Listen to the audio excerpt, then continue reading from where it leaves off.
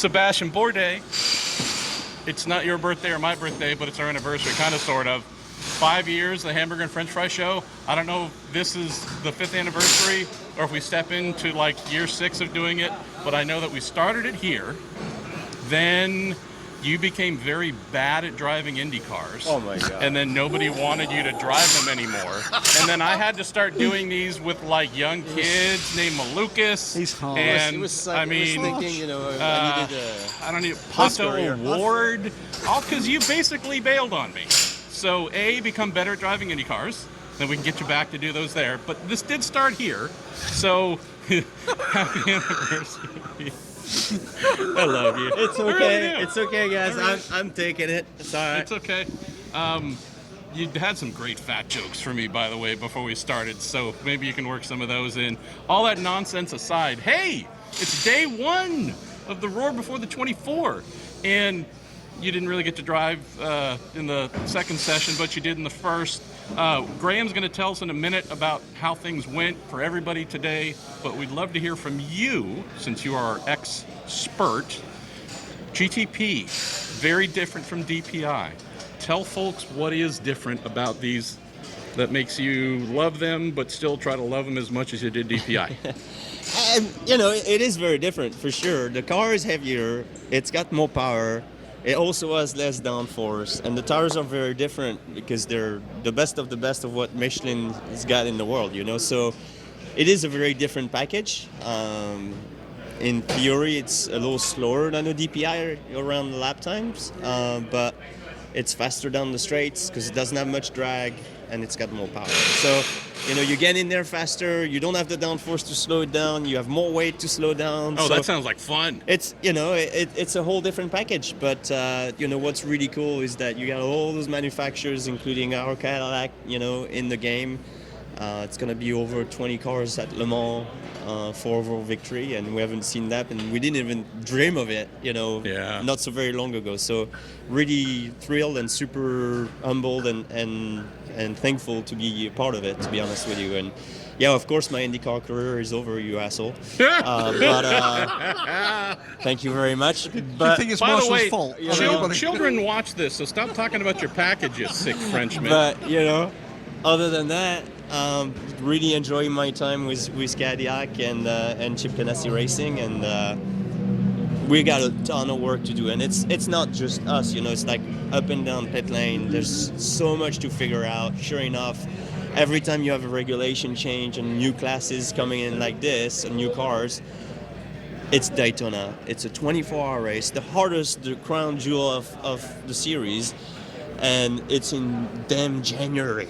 And everybody's just thrashing to try and get the cars ready, and you never feel so unready for such a high-profile event like this, but everybody feels the same, so you try and make yourself feel better about it, but honestly, it's always kind of a mind game because you know exactly what you're in for, and you're just so feeling not ready for it, but we're all professionals, everybody's giving his best, and it's going to be a game of whoever does the best job possible with all the constraints that are up against you. I'm going to ask a quick question, which is, we've seen one car, one of the Porsches, we'll talk about that in a moment, with a couple of fairly major problems.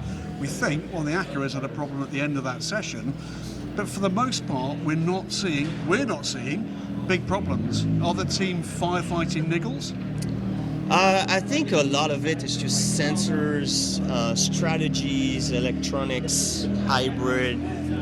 Mechanically, at least I can really only talk for ourselves, but we did that 24-hour simulation at Sebring. Mechanically, the car just ran and ran and ran and ran. I think probably got, I would say, a little over 23 hours. You always take a few longest stops, and we had a couple of sensors that just kind of in the battery and this and that, but the car just ran. And 24 hours at Sebring, I was shocked. I was like, wow. That beats the hell out of a car. Exactly. So I'm not so worried about our stuff, but it's just there are so many ways that these cars can stop for involuntary reasons, like a sensor contradicts another on the battery temperature, or the hybrid's got a default message that comes through and it shuts it down. you have to understand there is no alternator, there is no starter. So if the hybrid's not charging the battery, you're done. And you have to uncouple the rear to get to the hybrid. So you're really done. You know? Do you ever get like Android or iOS like 16.1 upgrade messages on your dash? Like no. Thankfully, we're not relying on wireless or internet connections to run the cars. Okay. But mechanically, if the hybrid does not work, it puts you out of contention. You know, not out of the race because you can fix it, but out of contention. Let me ask one last thing. You're Scott Dixon's ride, apparently, so we got to let you go. We're holding up Dixie. I know, again, you haven't had a ton of time with the other 4 classes mingling so far, but at least from what I watched during the first practice session, GTP cars seem to be still finding their way into the braking zones, hairpins and such, a little bit different than full attack that I've seen in DPI. Is there anything different there, whether it's regenerating, whatnot under braking and such? Are things any different for you coming together with the other classes in the slower brake zones, or did I just not see anything? You want to know what's different? Nobody has spares. You wreck a nose, your spare nose gone. Your one single spare nose is gone. You cannot take any chances right now. Like if you screw this up, like you're in a world of hurt, and it's everybody. You know, there's just.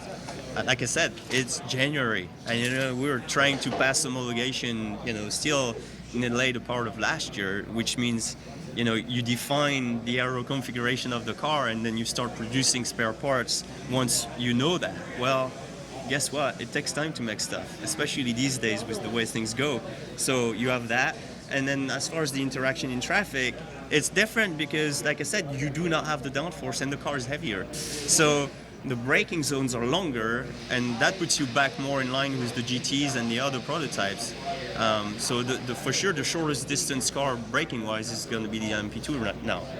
So yes, the interaction is different, and like you have to get more done in the little straights that you have, and so when you get to the infield, it's much harder to clear and get away from other people in the GTP than it used to be with a DPI. The fear of being decked by chip if you bust a dive plane off the nose. I like that intentional caution. I do. I guess the question is, are you being asked to employ a lower risk strategy in traffic? Right now in practice, if you don't, then you haven't heard the message. I think, it goes without saying for sure.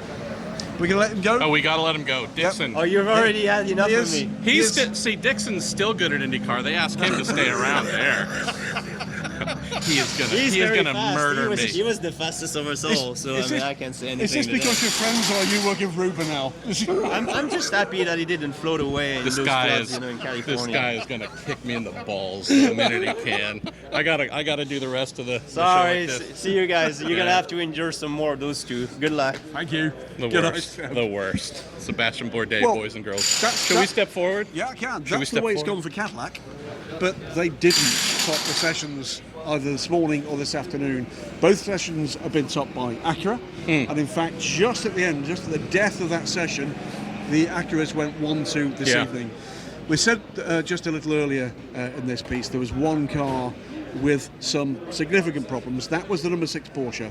They had a rear suspension failure this morning, and they had a front wheel bearing problem this afternoon. Did finally put in a competitive time right at the end of the session and a handful of laps at pace. So we did actually get all 9 of the GTPs at the top of the timing and scoring, but it's been hard work for the Penske Porsche team today.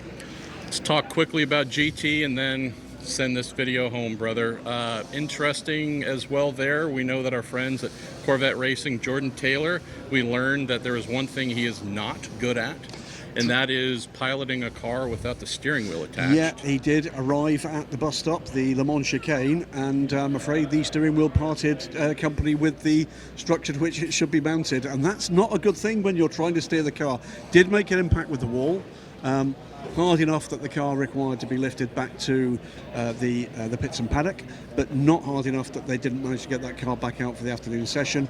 And Jordan told me that they were pretty confident they knew what the root cause of that problem was, and he didn't have a problem getting back into the car. But I'm sure that was quite a moment. There is in-car video, I'm told, that does show that happening. So I'm sure with Jordan, there'll be we're see that at some Ronnie point. Sandstorm video at some point. What about the rest of the GT classes and such? How did they fare? Big surprise in the morning session, 1, 2, 3 for Aston Martin. Now, the Aston Martin crew is coming through that one. That was Magnus Racing. Andy Lally topped the session this morning, followed by the Heart of Racing GTD Pro Car, followed by the TGM by TF Sport I car. know, that Owen was so Trinkler, awesome. third quickest. This afternoon, perhaps more realistic times there. Fabian Schiller topping the times in the Sun Energy 1 car, followed by both of the Lexi, the Vassar Sullivan Lexi. I think it's Lexus. It's Lexi No? for the purposes of this, Okay, there we just go. because I'm trying to become controversial Ooh. and stir up internet hatred. Yeah, yes. That's the way we do it. But times are close. Times are close in every session. We've seen a little bit of LMP3 carnage. We had 3 red flags, one of which was Jordan Taylor. The other 2 were for LMP3 cars stopping out on track. But it's close in every class. That's what we've got coming into the meat and 2 veg of this raw test before the 24 hours. But as you heard from Sebastien Bourdais there, it's still, we were here in December, MP, for this GTP test. People were talking about supply chain there. We're still talking about supply chain. I've had 2 lengthy conversations with significant players in this paddock asking me to put them in touch with people who are coming from the UK so they can bring parts with them. Oh, Lord. It really is that edgy. Goodwin's travel service. Absolutely. I know the most competitive rates you can possibly imagine. Call us now on 555 no chance. All right. He is Graham Goodwin. I'm Marshall Pruett. We will speak to you tomorrow, day 2 from the Roar before the 24. Good night.